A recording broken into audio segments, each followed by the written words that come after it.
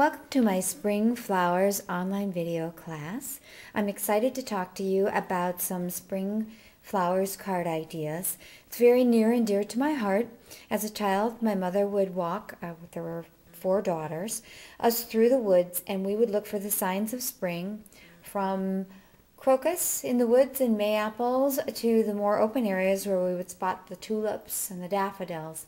They've always been very special to me.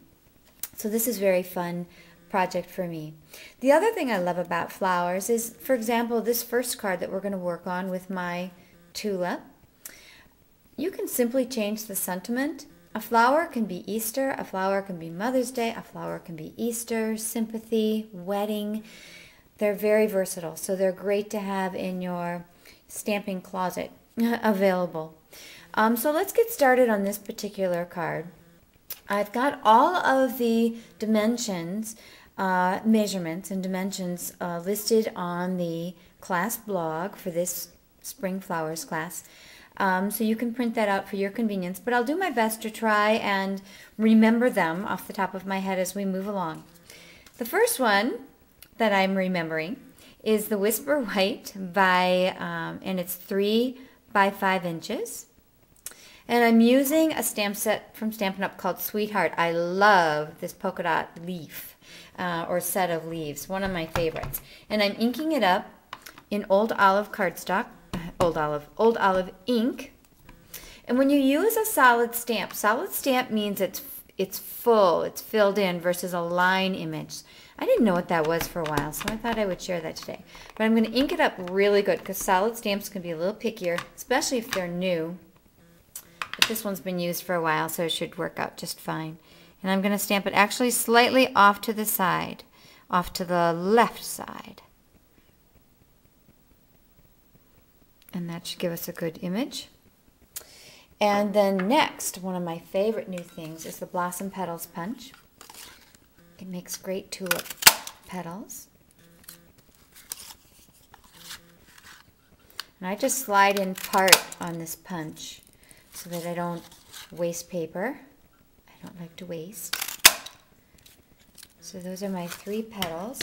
Frankly, based on the coordinating stamp set, they're supposed to go in this way, but they work beautifully for my tulip. And I'm going to use some of our sticky strip. Excuse me, snail. When I start to build and I'm not thinking, I can forget what I'm multitasking, trying to do. You know what? This one I accidentally cut a little bit too much off, so I'm going to make sure I have it lined up properly in here. Pop it out again. No paper snipping required, although I actually kind of like to paper snip. But this is much, much quicker and makes more sense to do. I'm going to line this one up like that.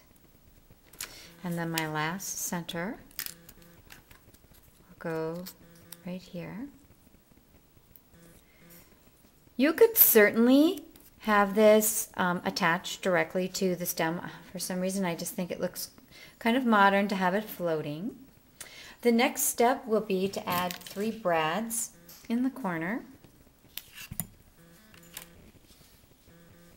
And I use my matte pack for these.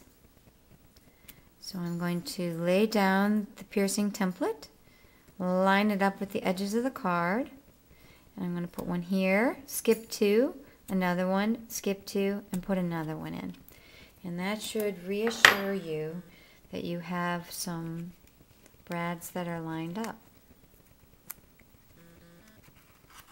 If you ever have a brad that's hanging over an edge, you can always turn it, but they're very easy to snip off. If you've got a pair of scissors that you use for kind of your day-to-day jobs, you can snip it off. I use my craft and rubber scissors from Stampin' Up!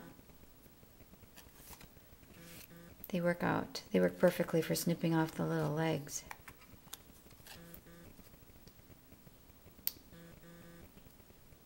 Alright, I'm just folding this back.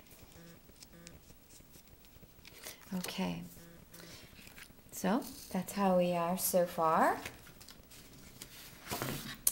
I then have a piece of Pacific Point cardstock cut to 7.5 by 5.5 and scored at 4.25. This is going to make the front, and because it's cut off, it's going to allow us to have that fun and funky border. I'm going to use a bone folder to give me a nice crease. And my snail, I would call it the right thing this time.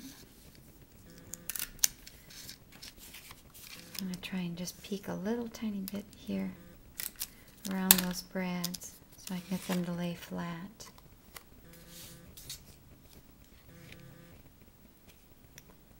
They're the next step. I'm going to actually go almost all the way up to this edge, but not over, because I don't want it to show from the inside, the white to show from the inside. So next I'm going to put together this fun and funky little border. And that's using a big XL die called Tasteful Trim. It works for, you get all of these very long, so you can use them for scrapbooking dies. I originally looked at this and thought, I don't know if I can use that. The more I've used it, the more I've fallen in love with it. There's a great big wide scallop border. There's this giant rickrack. There's a long kind of, I don't know, just another interesting design. And then a smaller rickrack. And of course you can layer things, which is a really neat look too. So I've already used this with my Big Shot to cut these two pieces. How simple and pretty is that? I just love them, absolutely love them. So I'm going to add some adhesive right onto here, onto the little humps, I guess I'll call them. And I'm going to look at where my leaf is, and I'm going to try and actually work into it so that the leaf kind of comes into it. Does that make sense? Instead of trying to go like that, I'm going like that, so there's plenty of room. Just trying to line it up. And laying it down. I think that looks pretty square.